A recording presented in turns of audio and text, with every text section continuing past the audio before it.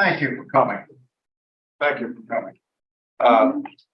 Today's always a good day when Doug Tilstra's here. And I think we have many visitors, or a few visitors here today, Mark. And I just want to let you know that we started this class about 12 years ago, and we had a little room upstairs. And I couldn't really make it start, coming off the ground. And I bumped into Doug Tilstra, and we sat and talked. And he just said that he would come and help teach. Since that day, we have enlarged our room 3 times. Amen. And so it's not only that, he's become a very, very good friend through the years. And we've been, it's been a great experience. I didn't know anything about how to start a Sabbath school class. And he is a master teacher. He was teaching here at Southern for years. He transferred out to Walla Walla. He's now dean of, we call it dean of students. I think you call it PhD of life now. Still a tough job, no matter. And so, with that said, Marge, you wanted to talk about or introduce yourself. Well, there are a lot of visitors here today. These people are staying with us, and I've known them since we were early teens. Yeah. And they still like us. It's Roger and Carol Key. Her maiden name was Premier, and we knew them at EMC. That's how long ago it was. But they lived in Modesto, and they live now in Tryon, North Carolina. I was going to push it down. Yeah. So anyway, we are so happy that they're here, and I've told them that this teacher is wonderful. Now, with the other visitors, please raise their hand. I've tried to see. There's quite a few, and I can tell you how they spell their name. And this one's with you're not a visitor over there. This is back here. This is a hairdresser, right? And she does Melinda's hair. See how I get the details? And that is with you. Okay, your husband. All right. And any other, raise your hand if you're a visitor. Okay. I don't want to miss people. Who? Up here, Mark. Up there. Little late. Raise your hand again. She's not a visitor. She comes. Well, I know that I'm still visiting. Oh, she's clever. Yeah. Anyway, all of you, you're going to look right here. Okay. Right. Oh. We're going to get some more Abner's chairs. going to grab a few more chairs. Thank you. While he's doing that, I just want to let you know that this is a Bible-based class. It is strictly based on scripture. This class, our lessons are written each week by Doug. I email them out. And if you're not on our email list, if you like what you hear today, come see me after the class. We'll get you on the email list. Doug writes the lessons. It is strictly a Bible-based class. We are in the life of Jesus now, and we have a harmony. And Marge, I'm sure you're going to pass those out. But anybody, if you're a visitor, just grab it and take it home. We have more harmonies than you could harmonize with. So just take one home. They're free. Free. And so this is strictly the chronological order of Jesus' life. Nothing else. No other authors or anything else in here. So, and we'll get kicked off here in just one. Yeah, bring that one up here, John, and we'll let it get set with me right here. We'll get started. Thank you, Robin. I think we can take a couple up here, and I'll sit off here to the side. I can't pick up anything, unfortunately, so just stick them right there. Liver department might not like this, but none of us are smoking in here. So we'll be Thank you. Thank you, Robin. Great.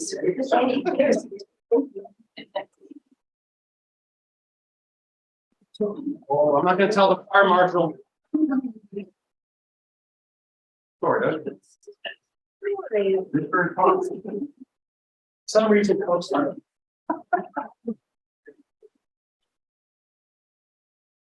Just for the record, the first time you taught and when I said. Yeah. I remember that. I remember you. Also want to thank our visitors on Zoom this morning, all our visitors, those that are zooming in, and you're faithfully doing that every week. We appreciate that. And I have one more announcement and we will get started. I don't want to hold this thing up any longer. Elton Kerr, who I graduated from college with me 51 years ago. I met at our 50th reunion last year. I moved here. Everything is going great. His wife contracted cancer and she died yesterday morning. So I hope that you'll remember Elton. He's a great guy. He just started coming to the class. He's just as good a guy as it ever gets.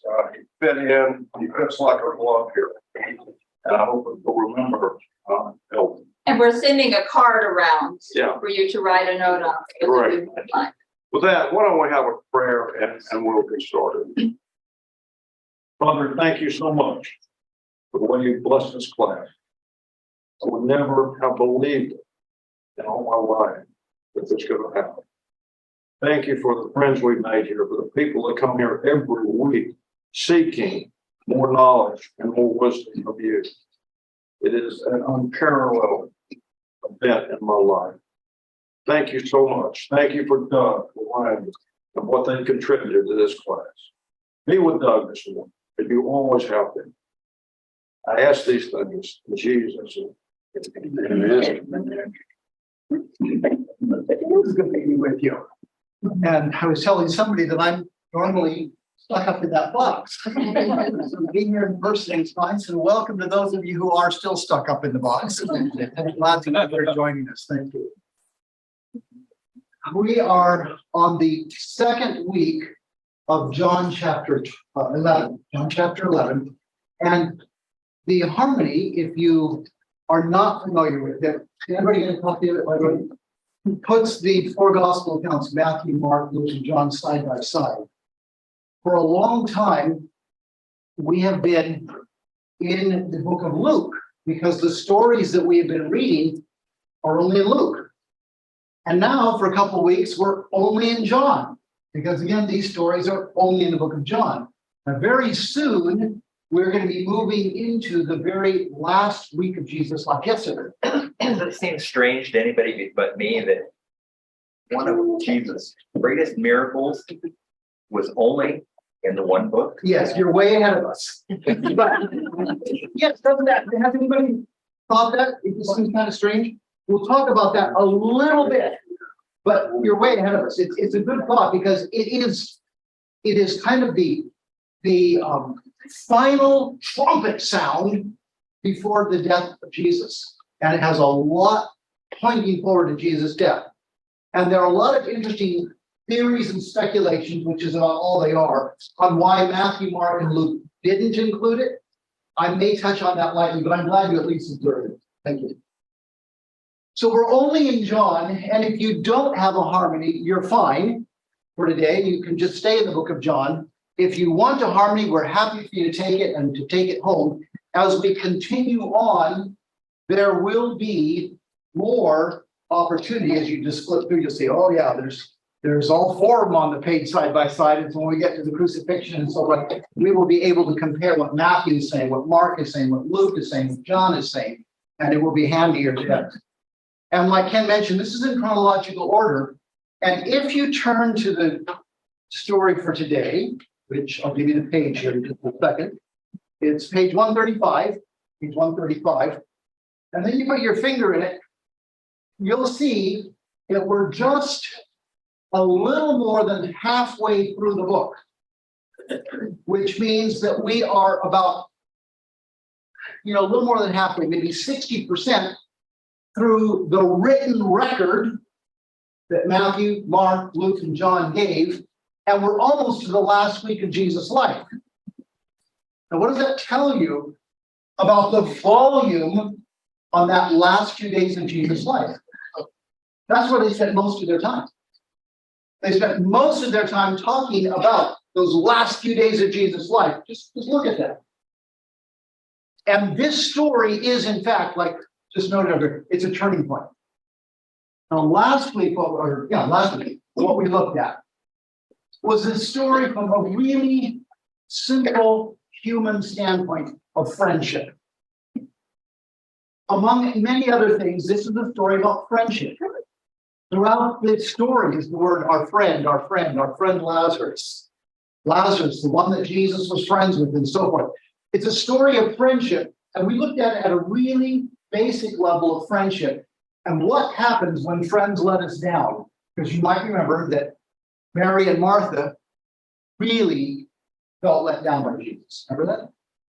And they said to him when he got there, almost scolding, and we won't review the whole lesson from last week, if you'd only been here. And yet you talk to your friends that way, don't you? It's people that you love, you can talk to that way. We look at what it is like to experience being let down by friends around us. But what about being let down by our heavenly friend? What is it when we feel God is the friend that has let us down? Which, of course, in this case, that's what was happening for Mary and Martha, because they accepted Jesus as more than just a human friend. And we looked at that a little bit, and where we landed last week. So what do we see about Jesus in this story that helps us to understand why Mary and Martha would hang on in spite of feeling let down by Jesus?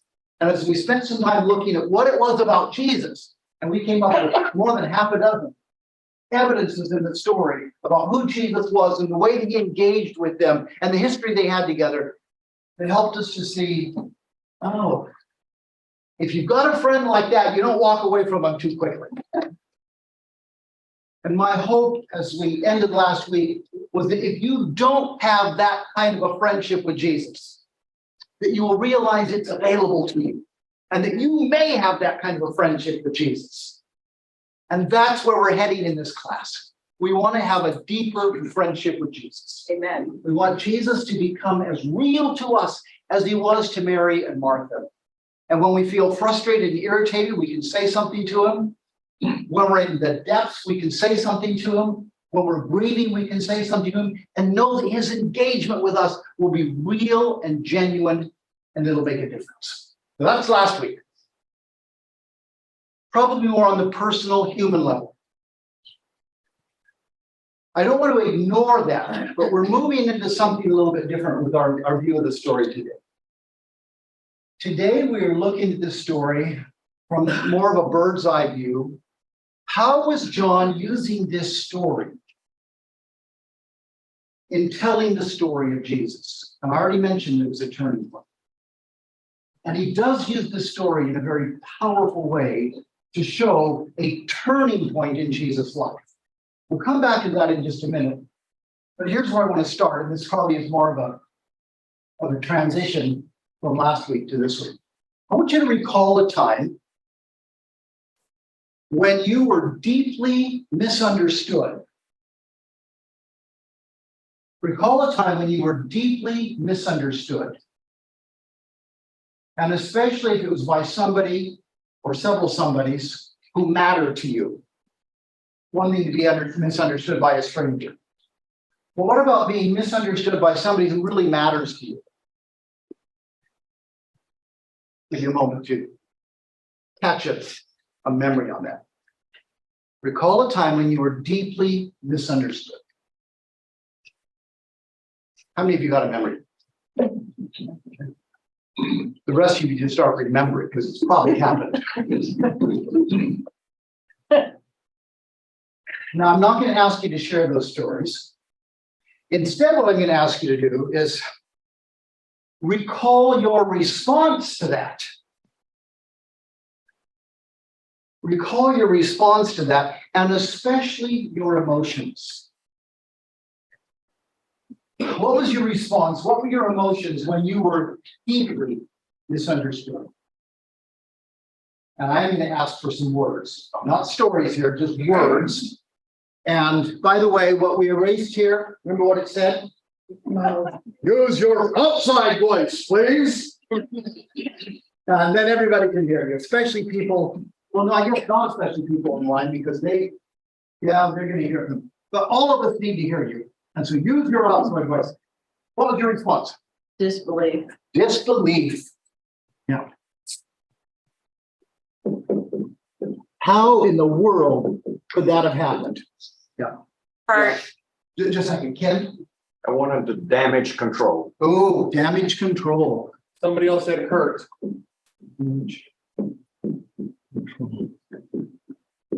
Hurt, Grief stricken, panic, grief, stricken, panic. What else? frustrated, Frustrated. devastated, I'm sorry, was that devastated? Devastated. Communication breakdown.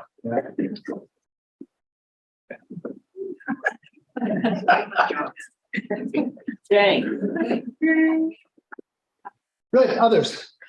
What emotions, what response did you have when you were deeply misunderstood? Embarrassed. Embarrassed. Oh, I always have a hard time with this spelling. And it's. Rejection, How's that? It's like abandoned. Well, these are some strong words. and rejection. Yeah. Abandoned. Rejected. Anger, Angry. a crushed spirit. I'm sorry, crushed. Whoa. Strong words. Okay, take one or two more. Betrayal. Betrayal. Anybody online? Anybody online have one? Anybody online have a word to add here? Did I miss anybody here? Just take these words in. Yeah. A word. Usually this is caused by gossip or hearsay. Usually caused by gossip or hearsay. Very, very true. Let me tell you where we're heading in this lesson today. I've already given you a bit of background and review. I'm going to suggest to you that the most misunderstood being in the universe is God. Yes. And that partly to avoid the gossip and the hearsay, God shows up and says, let me live among you. Let me show you what I'm like. You see somebody shaking their head. And did it get better? Nope. Yes. Yes and no. No, it's going to answer, right? Yes and no. In many ways, it got so much worse that they said, if you're God, we're going to kill you. Because we don't think you're like the God that we've pictured, and we're going to get rid of you because you don't fit our picture of God. And in some ways, it got much better, especially for people like us living after the time when God showed up, because we say, oh, that's what God is like. Because we can see it. There's been no clearer picture of God than when he came to live among us. Amen. It's the ultimate. But that's not to say it's not without its misunderstandings. It's not without its difficulties. And today's story is number 6 in a series of 7. Today's story is number 6 in a series of 7 in which John is making a point. And John is saying, when God showed up, he was misunderstood. Now, he's making many points, but that's one of them. And I want you to turn, we're going to get to our story here in just a minute, but I want you to turn to the very beginning of the book of John. And if you're using a harmony, it's page 13, the very beginning of the harmony as well. And I want you to notice how John introduces his story of Jesus. John chapter 1, and this is about halfway down the page on page 13 in the beginning of harmony. You'll see the introduction first comes from Luke, and then we get the introduction from John. I'll be reading this from John chapter 1, starting with verse 1. In the beginning was the Word, and the Word was with God, and the Word was God. He was with God in the beginning. Through him all things were made. Without him, nothing was made that has been made. In him was life, and that life was the light of men. The light shines in the darkness, but the darkness has not understood it. The true light that gives light to every man was coming into the world. He was in the world, and though the world was made through him, the world did not recognize him. He came to that which was his own, but his own did not receive him. Yet to all who received him, to those who believed his name, he gave the right to become children of God. Children born not of natural descent, nor of a human decision or a husband's will, but born of God. Now you've heard these words before, and as you probably know, of all the gospel writers, John is the most poetic. He structures his book in an incredibly well-ordered, poetic way.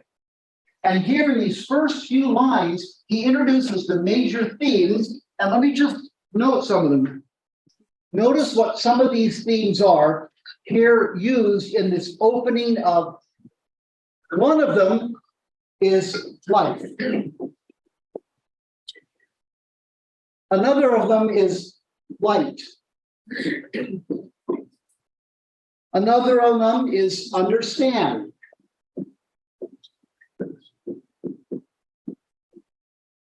Another of the themes is recognize.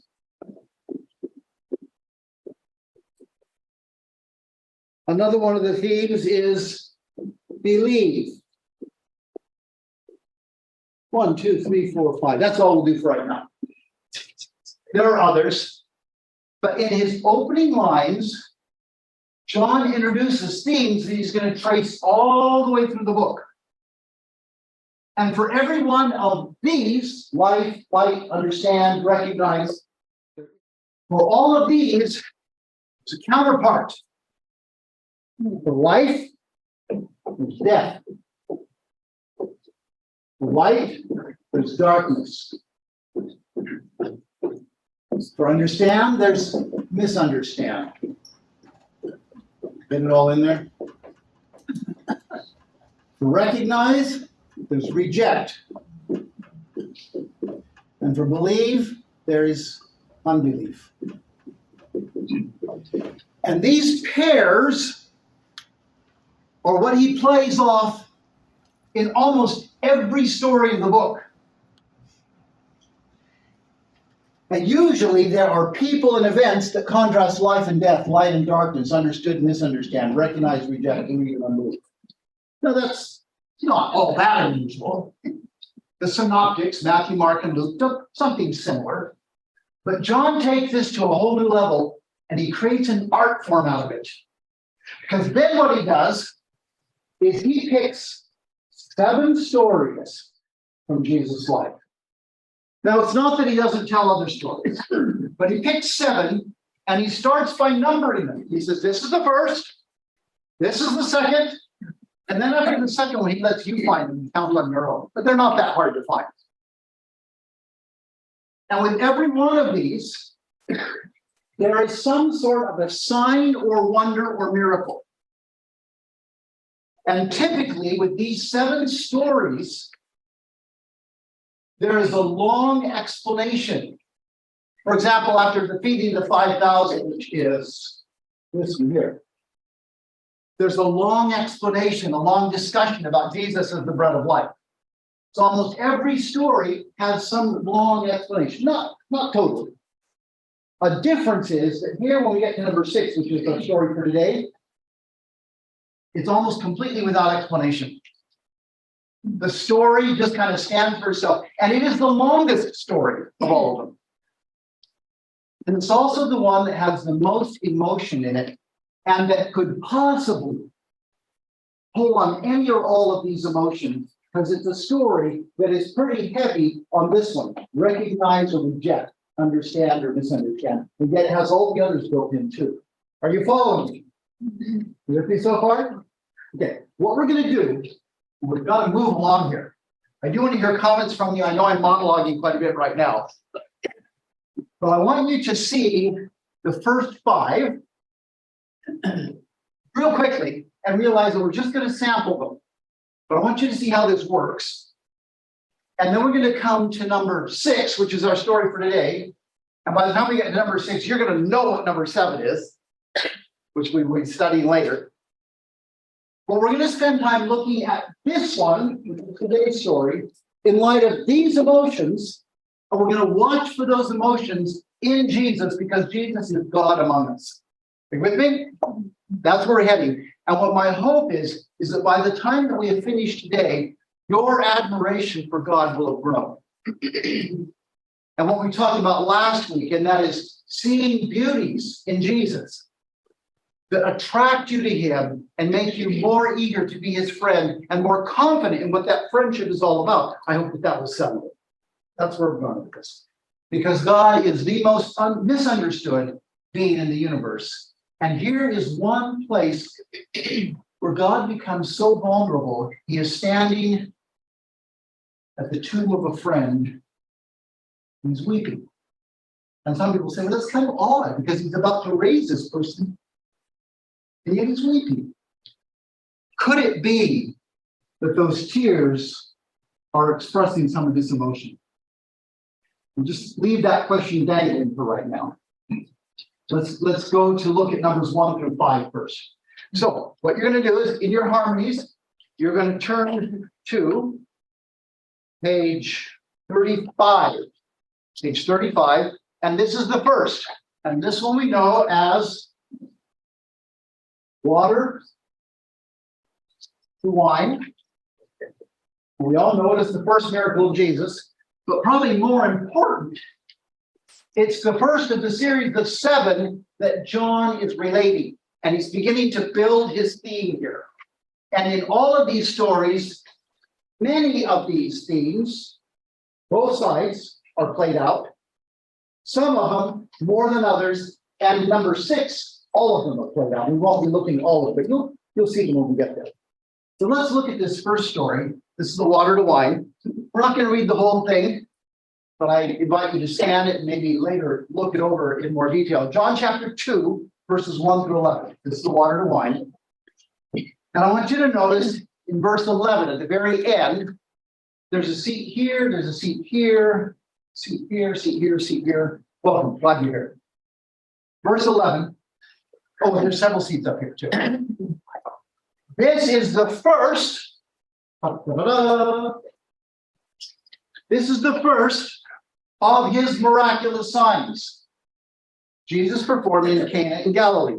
He thus revealed his glory, and his disciples did what? Their faith in him. So on the side over here, we see belief. We see that coming in. Now I'm going to ask you to scan over this story, and you might pay special attention about verse 9. Do you see the other side of the coin? Something from this column over here.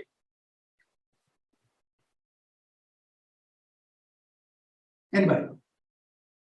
Anybody online? You see the flip side of that? What do you see there? Well, he's questioning, why Jesus did that way. Who's the he? The head of the household, whatever his name. Yeah, the master of ceremonies. Yeah. So it says in verse 9, and the master of the banquet tasted the water that had been turned into wine. He did not what? He didn't realize.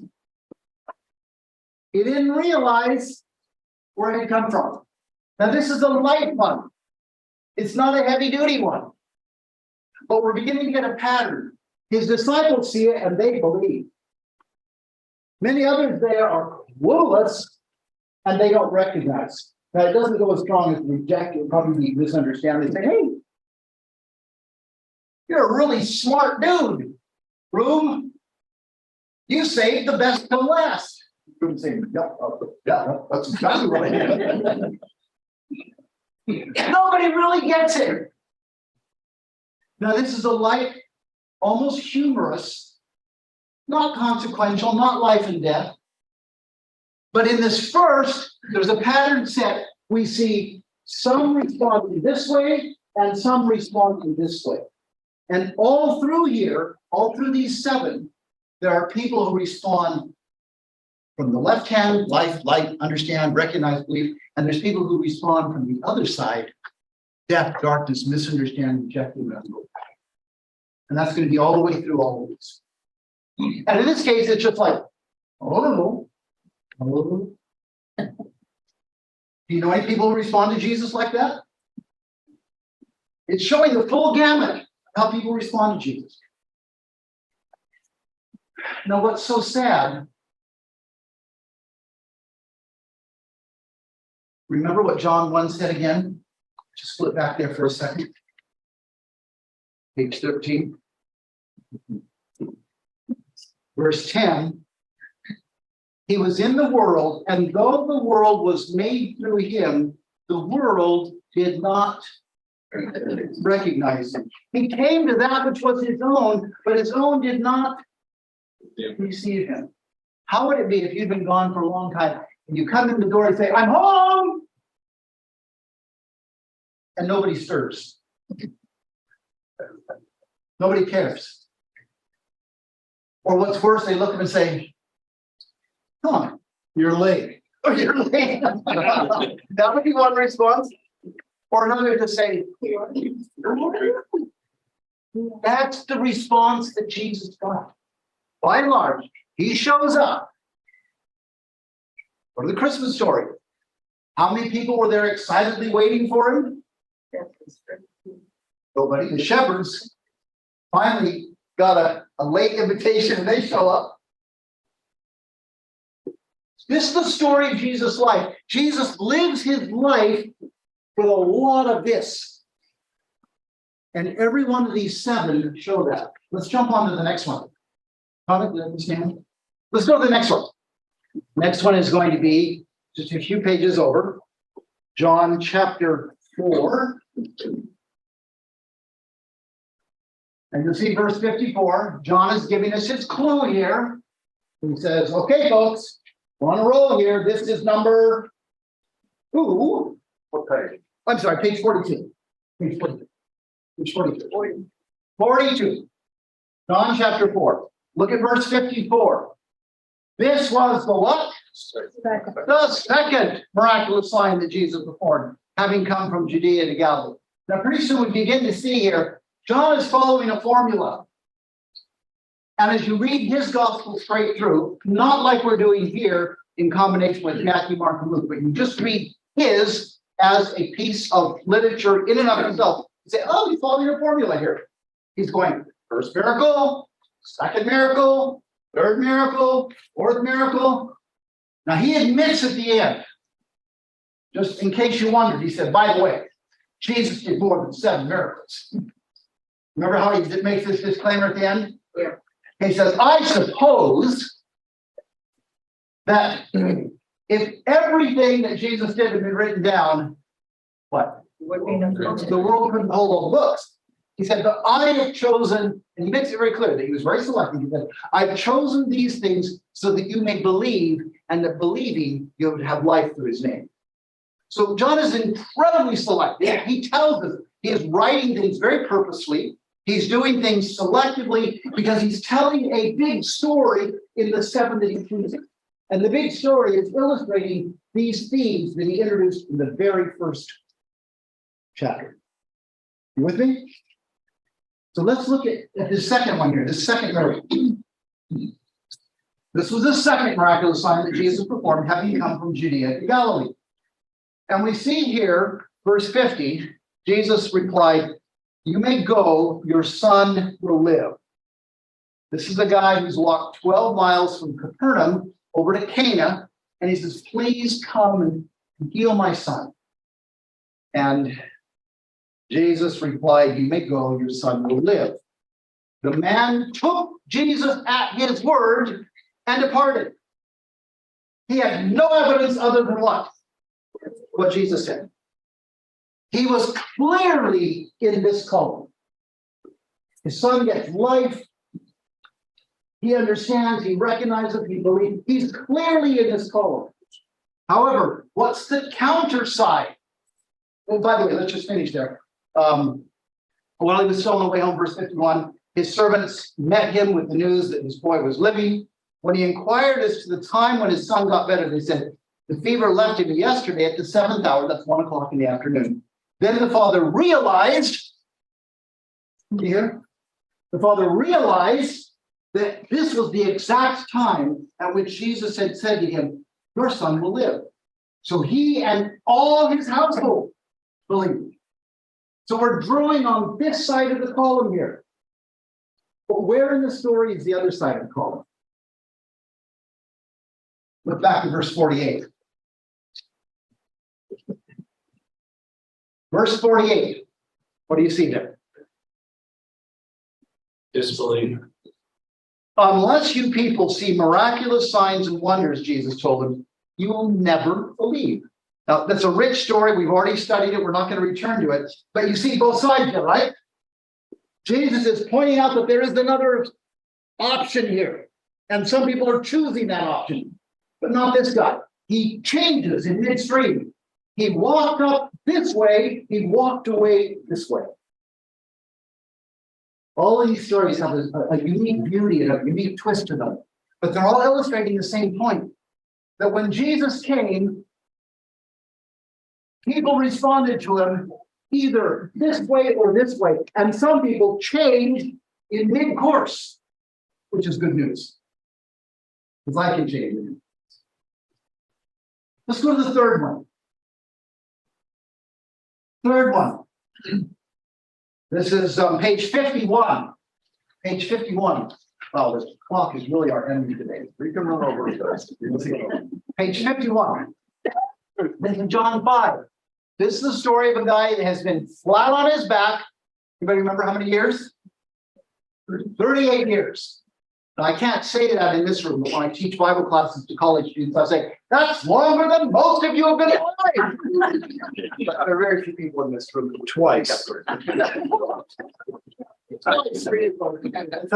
have to show of hands how many of you are double the 38.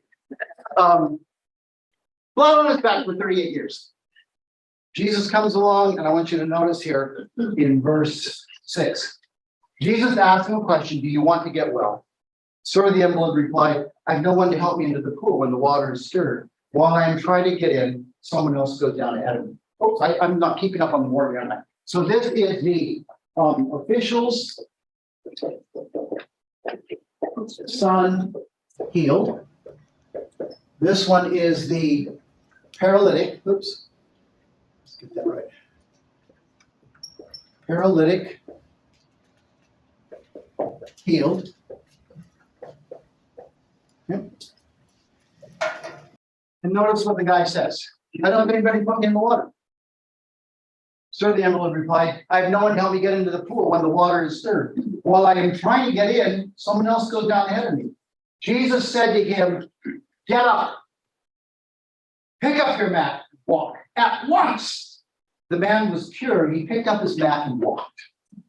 That's a longer story. Like we noted, many of these stories go on for a chapter or more. And this one does, goes all the way to the end of chapter 5. But we see a response to Jesus that is on this side of the call. And when Jesus meets him again later, we see this is where this guy's at. Who is lurking over here in the darkness? The religious leaders, the Pharisees, the Sadducees, these people who are always looking to criticize Jesus. And I want you to drop down, looking down to verse 16, 17, 18. What do you find there that shows the other side of the column? The Jews persecute them. They use this as an opportunity to do what?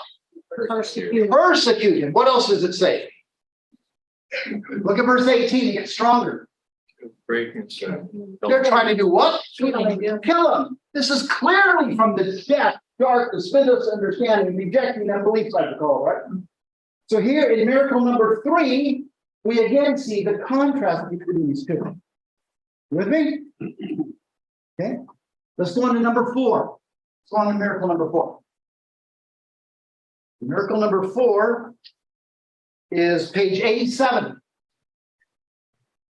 And this is the feeding of the 5,000.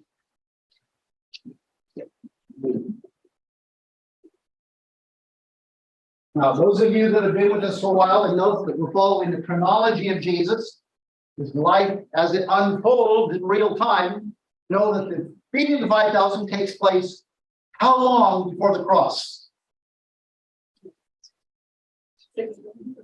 You're close. Anybody else? 1 year, because this is the Passover. This happens at Passover, and it's the next Passover that Jesus is going to be killed. So there's 1 year before the cross. We're now down to 1 year before the cross. And when Jesus feeds the 5,000, we have again the contrast here between these two. Let's just look at it real quickly. And it's a long story, so we're only going to look at parts of it. Turn the page over to page 89 and look at the top of the page. Well, actually start over on page 88. Look at the John column, and here again, you'll have to find the John column. It's clear over on the right. Verse 5 of John 6. When Jesus looked up and saw a great crowd coming toward him, he said to Philip, "Where should we buy bread for these people to eat?" He asked this only to test him, for he already had in mind what he was going to do. Philip answered, "In 8 months' wages would not buy enough bread for each one to have a bite." Another of his disciples, Andrew, Simon Peter's brother, spoke up. "Here's a boy with 5 small loaves and 2 small fish. Yeah, but how far will they go among so many?" Now, just looking at the beginning of the story, in this conversation between Philip and Jesus and Andrew and Jesus, would you say they're on this side or this side? This side? This side? Wendy shaking her head. Wendy says this side. Okay. How many say this side? How many don't want to say? They're kind of wobbling in the middle. They're kind of here at the hyphen. Because they've hung around Jesus long enough, they know that he can do something, but it just looks really. And so they're having a hard time, but they want to believe, even to the point of saying, "Okay, Jesus, here's a little lunch. Can you do something with this?" So they're trying to move this direction. Now, clearly, at the end of the story, and we're going to skip through a lot here, turn through a couple of pages, and this is the end of the story, believe it or not. Go to page 94. It's the next day. The next day, there's been a long discussion about Jesus as the bread of life. And during that, Jesus is saying, "I am the bread of life. You have to eat my flesh and drink my blood." And he's saying some stuff that is just, people are doing what? The misunderstanding. I'm going to tie this all together. This is Passover time, for crying out loud. It's the time when the lamb is offered and they eat the lamb, and Jesus is saying, "I'm the lamb." He's trying to connect all the dots for them. And they're just not getting it. They don't understand. And you know what a lot of people choose to do?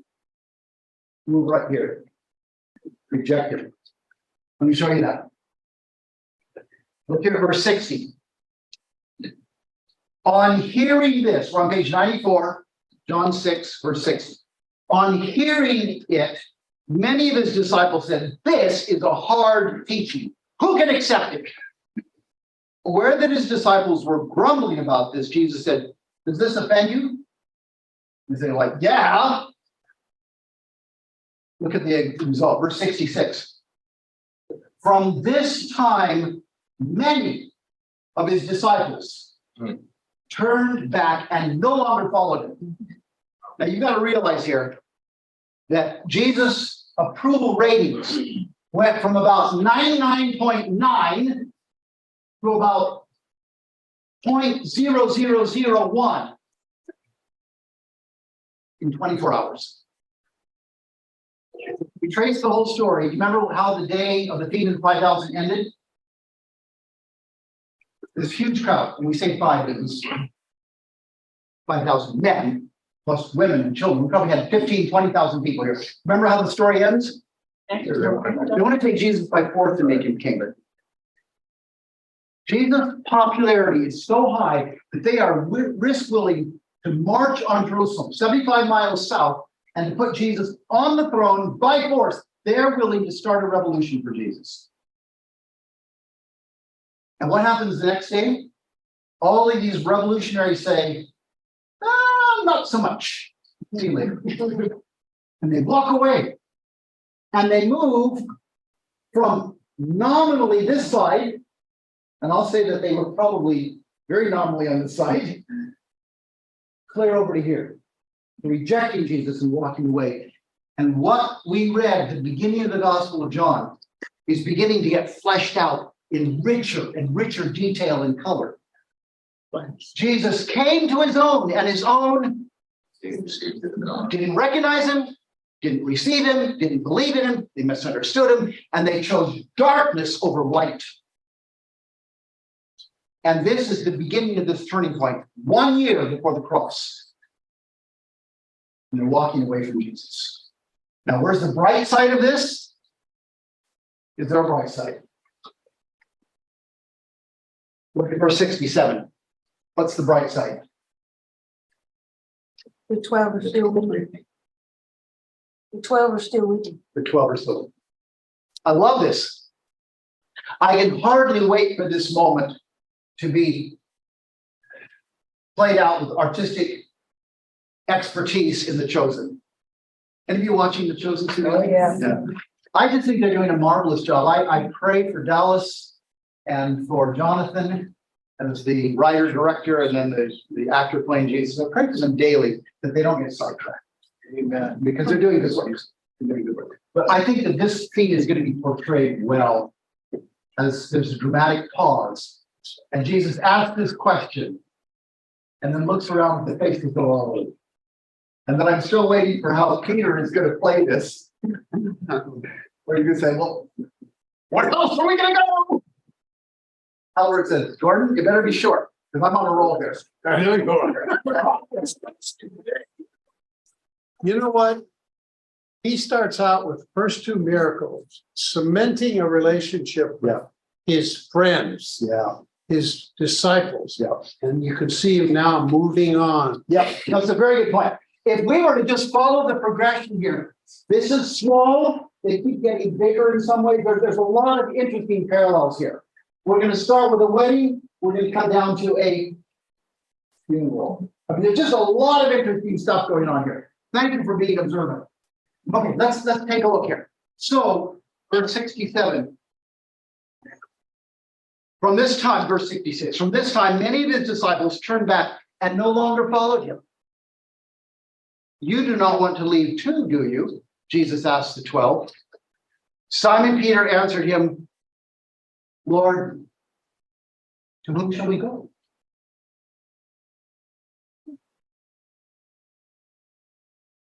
Which is a beautiful picture of being on this side, but not fully understanding. You can be on this side, but not fully understand. They're sticking with Jesus. They're staying in the light. I wanted to say this. Let's point to the right side. If that's what you're going to tell me, thank you, Gordon. You know, they're not 100%, but then who is? But they are definitely on this side, not on this side. And Peter just says, you know, we've kind of thrown our lot in with you, and nothing else is attractive anymore. I mean, there's just beautiful things there about what Peter says. Now, that is number 4. Let's go to number 5. Number 5. Number 5 takes us up to John chapter 9 on page 117. John, yes, please. The more we get to know Jesus, the less attractive those other things Yes. are to us. Do I hear that? No. The more we get to know Jesus, the less attractive these are. Yeah. Oh, you did. We heard that. Oh, you heard that. Okay. I love clubbing coming to this class because there's always such good stuff. Thank you for your comment. Okay, we're looking at number 5 now. Number 5 happens at the Feast of Tabernacles, which is in the fall before Jesus' crucifixion. So we're now about 6 months away from the day. And this is the story of the man born blind, And it's a great story. Again, there's an interesting contrast here. Let's take a look at first verse 37 and 39. No, just 37, 38. Jesus says to the man that he's now healed, he was born blind. You have now seen him. Let's see. Let's go back up to verse 35. Get the context. Jesus heard that they'd thrown him out. And we'll come back to the they in just a minute. Jesus heard that they'd thrown him out. And when he found him, he said, do you believe in the Son of Man? Who is he, sir? By the way, if you read the story here, Jesus healed him remotely. He touched him, he put mud on his eyes, and then he sent him away to the pool of Siloam to wash his eyes. But when he saw, Jesus was nowhere around. And Jesus is now introducing himself to him. He hadn't actually seen Jesus. He met him, but he hadn't seen him. And so now Jesus is saying, do you believe in the Son of Man? Who is he, sir? The man asked. Tell me so that I may believe in him. Jesus said, you have now seen him. In fact, he is the one speaking with you. The man said, Lord, I believe. And he worshiped him.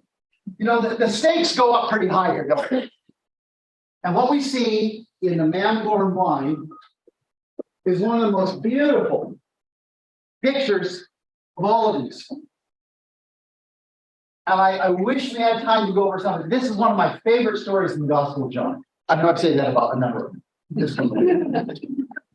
This guy is almost a stand-up comic. And you read his tete-a-tete with the religious leaders, and he gets to the point where he says, now you've asked me how he did this. Read my lips. Now, it doesn't exactly say those words, but that's the idea. And then at another point, he says to them, oh, I get it. You want to become his disciples. That's why you're asking all these questions. And that's when they just lose it. And they say, you are this man's disciples. We are disciples of Moses. And that's when they kick him out. It was a great story. But when he meets Jesus, very different spirit. He's not arrogant. He's not cocky. He just says, I want to believe. And Jesus says, you can. And he falls at his feet and he worships him. It is such a beautiful picture of, again, John chapter 1, where he says, so many people didn't accept him. So many people didn't recognize him. So many people misunderstood him. But there were a few who did. And this is one who did. And he falls at Jesus' feet and he worships. Beautiful story. Now, where's the dark side of it? Verse 27, we'll pick up a little bit of this from earlier. Verse 27, I have told you already, you did not listen.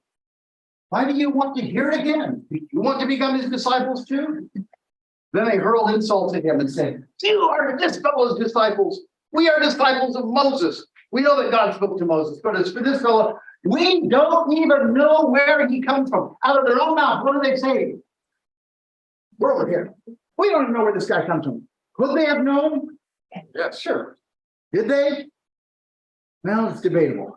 Did they know and chose to block it? But they are so loudly shouting that they're over here. And on the story goes, I want you to see how bad it really gets. Look down in verse 41. Well, no, let's back up and read verse 30. Well, we never heard here. So verse 38, Lord, I believe, and he worshiped him. Verse 39, Jesus said, for judgment I have come into the world, so that the blind will see, and those who see will become blind. Some of the Pharisees who were with him heard him say this and asked, what? Are we blind? Yep.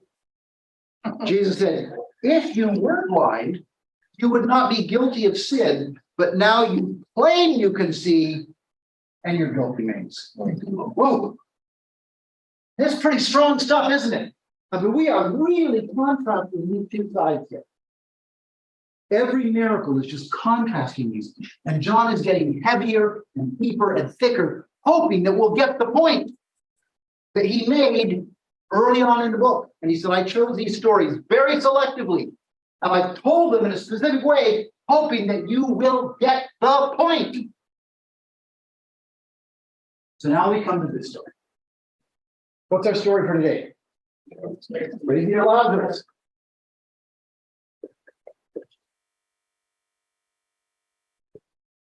Now, we're not going to study number 7 yet. But anybody want to guess what number 7 is? It's Jesus. We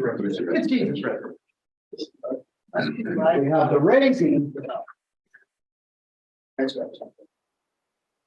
of Jesus. So all these stories have moved progressively, each one building on the next.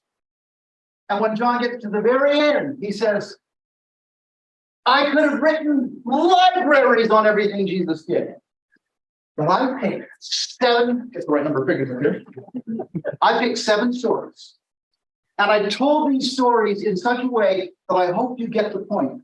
What the point is that by believing in Jesus' name, you have life in him. Because we see these contrasts in every single story. And then the fillers in between are like the mortar and the bricks.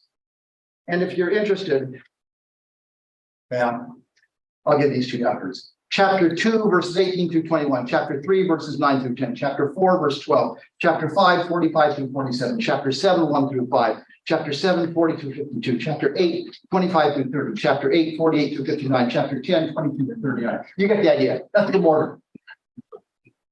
Same thing in between these stories. John is trying to make a very important point. And he waved the flag up in the front and he said, this is what I'm talking about. I am talking about life and light and understanding and recognizing and believing. And by contrast, there's death and darkness and misunderstanding and rejecting and unbelief. And now let me start telling you stories that will illustrate this. So we get down to number 6. And number 6 is the last one, in a sense, of this climax, because the next one blows everything else out of the water. The next one is about Jesus himself. And in this story, not only are all of these encompassed, but everything significant about this is also anticipated.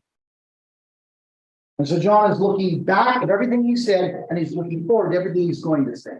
And this story is a hinge point. And in there, don't forget where we started. In there, how would God feel if he showed up at the front door and nobody opened the door? How would he show up? How would he feel if he showed up and people didn't care that he was there? How would he feel if he showed up and people actively tried to get rid of him? How would it feel to show up at home and your kids and grandkids don't care?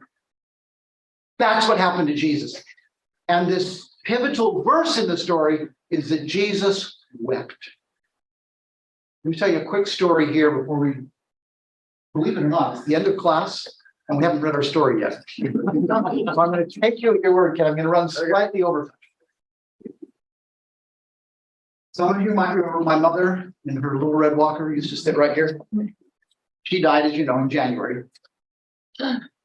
And my siblings and I were so busy working on the funeral that the funeral itself was almost a time when I didn't feel much emotion. Maybe some of you have experienced that. That right after death, maybe you just feel numb. Later that spring, Lorraine and I went to the funeral of a colleague. And this is a colleague that I worked with some. And yet she was not a close friend. And Lorraine had some connection. So we were both at this funeral together with somebody that we knew, but it wasn't a close personal friend. And we were probably only 5 minutes into the funeral with some of the music and some of the memories of friends. You know what happened to me? I absolutely dissolved into a puddle of tears that lasted through the entire funeral. And I kept saying to myself, it wasn't like I was that close to Cindy. And then it dawned on me.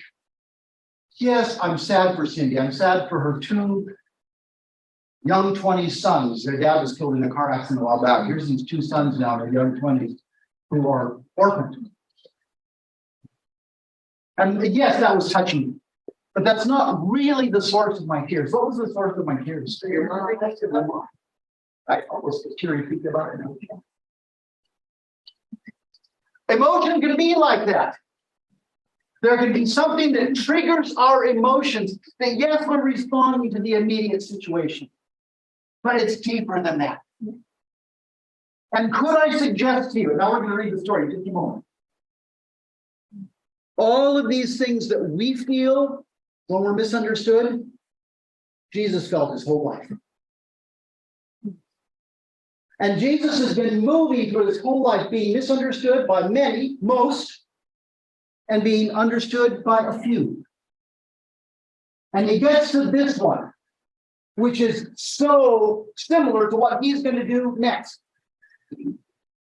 And all these emotions are just swirling within him. And he stands there at Lazarus' tomb, and he's overcome by emotion. And he weeps. I don't know if that makes you love Jesus more, but it makes me love Jesus more. It makes me love him to know that he can weep at the tomb of a friend. But it makes me love him even more to realize that in that moment, he's able to embrace Mary and Martha at the same time that he is embracing the world. How does he do that? I don't know, but he does. Let's read our story. Does this give us some context to read the story? Yeah. Okay, so what I want you to do is just follow. We read it last week, but we're going to read it again. I want you to see if you see any of these in the story. And we're at 11:15. I'm not going to promise you, because I don't like to make promises I can't keep. If you got to go get kids out of their Sabbath school, I understand. But you are missing the best part. But my effort is to be done by 20 after. That's how we are. So we're gonna go pretty fast here. I'm gonna read this story, and I want you to be watching for the culmination of all of this, for all of these points to me, for this to be anticipated, and Jesus experienced all that. Can you do all that at once? Let's read the story and just kind of keep that in mind. So we're on page 135, John 11. Now a man named Lazarus was sick. He was from Bethany, the village of Mary and her sister Martha. This Mary, whose brother Lazarus now lay sick, was the same one who poured perfume on the Lord and wiped his feet with her hair. So the sisters sent word to Jesus, Lord, the one you love is sick. When he heard this, Jesus said, his sickness will not end in death. No, it is for God's glory, so that God's Son may be glorified through it. Jesus loved Martha and her sister and Lazarus. Yet when he heard that Lazarus was sick, he stayed where he was 2 more days. Then he said to his disciples, let us go back to Judea. But Rabbi, they said, a short while ago, the Jews tried to stone you, and yet you are going back there? Jesus answered, are there not 12 hours of daylight? A man who walks by day will not stumble, for he sees by this world's light. It is when he walks by night that he stumbles, for he has no light. After he had said this, he went on to tell them, our friend Lazarus has fallen asleep, but I am going there to wake him up. His disciples replied, Lord, if he sleeps, he'll get better. Jesus had been speaking of his death, but his disciples thought he meant natural sleep. So then he told them plainly, Lazarus is dead. And for your sakes, I'm glad I was not there, so that you may believe, but let us go to him. Then Thomas, called Didymus, said to the rest of the disciples, Let us go also, that we may die with him. On his arrival, Jesus found that Lazarus had already been in the tomb for 4 days. Bethany was less than 2 miles from Jerusalem, and many Jews had come to Martha and Mary to comfort them in the loss of their brother. When Martha heard that Jesus was coming, she went out to meet him, but Mary stayed at home. Lord, Martha said to Jesus, if you'd been here, my brother would not have died. But I know that even now, God will give you whatever you ask. Jesus said to her, your brother will rise again. Martha answered, I know he'll rise again in the resurrection at the last day. Jesus said to her, I am the resurrection and the life. He who believes in me will live even though he dies. And whoever lives and believes in me will never die. You believe this? Yes, Lord, she told him. I believe that you are the Christ, the Son of God, who was to come into the world. And after she had said this, she went back and called her sister Mary aside. The teacher is here, she said, and is asking for you. When Mary heard this, she got up and quickly went to him. Now Jesus had not yet entered the village, but was still at the place where Martha had met him. When the Jews who had been with Mary in the house, comforting her, noticed how quickly she got up and went out, they followed her, supposing she was going to the tomb to mourn there. When Mary reached the place where Jesus was and saw him, she fell at his feet and said, Lord, if you'd been here, my brother would not have died. When Jesus saw her weeping and the Jews who had come along with her also weeping, he was deeply moved in spirit and troubled. Where have you laid him? He asked. Come and see, Lord, they replied. Jesus wept. Then the Jews said, see how he loved him? But some of them said, could not he who opened the eyes of the blind have kept this man from dying? Jesus, once more, deeply moved, came to the tomb. It was a cave with a stone laid across the entrance. Take away the stone, he said. But why? Said Martha, the sister of the dead man. By this time, there's a bad odor, for he's been there for 4 days. Then Jesus said, did I not tell you that if you believe, you would see the glory of God? So they took away the stone. Then Jesus looked up and said, Father, I thank you that you heard me. I know that you always hear me, but I said this for the benefit of the people standing there, that they may believe that you sent me. When he had said this, Jesus called in a loud voice, Lazarus, come out. The dead man came out, his hands and feet wrapped with strips of linen and a cloth around his face. Jesus said to them, take off the grave clothes and let him go. Therefore, many of the Jews who had come to visit Mary and had seen what Jesus did put their faith in him. But some of them went to the Pharisees and told them what Jesus had done. And drop down to verse 53. So from that day on, they plotted to take Jesus' life. Okay. We are right at 20 after, so I can only take about 3 or 4 really brief comments. Highlights. What did you see of any of these connections that just really stands out so much that the rest of the class have to hear it? There's a lot of them. Our free will is the most beautiful, precious thing, plus the most dangerous thing. Yeah, good. Free will to choose which of these sides we want to be on. Somebody else, please. I just looked at Jesus's reaction to his disciples, wishy-washiness, and loving them through the whole process. Yeah. Even when they are bouncing back and forth here, he loves them. One more.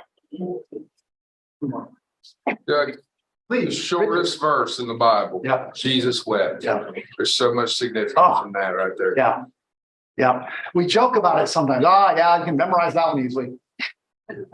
But it is probably one of the most potent passages in the Old Testament because it means all of this. Yes. Closing on this. I said that I wanted you to love Jesus more and admire God more. We've done very little more than look at the stories. The stories speak for themselves. And I want you to know that Jesus is the same today. The way he related then is the way he relates now. And all of this stuff. Jesus can feel angry, rejected, and embedded, and wanted to do damage to him. He can feel all that. But how does he channel it? Well, he channels it into a sorrow that is so deep that he is called the man of sorrows. And then he turns to us and he says, you think you hurt? I know what it's like. And he comes alongside of us in that pain. If you're not experiencing pain today, just wait, you will. If you are experiencing pain, know that Jesus knows about it. He's there with you. Amen. You know, once in a while, case I go once in a rare occasion, I am freed from the bonds of the dark for a little while. Ladies and gentlemen, you have just witnessed a Bible study. Amen. You've been to Bible studies. This was a masterpiece put together for you. I will be changed by it. That's the whole point of this class, that you walk out a little better off. This was a masterpiece. Thank you, Douglas. We'll see you next week. For those that are not getting your emails, come see me. You're in spam. So give me your name and I'll individually send you the lesson. Come on, Doug. Let's have a. Father in heaven, thank you for loving us more than we could ever imagine. May our hearts open in love to you. In Jesus' name. Thank you. Thanks for coming.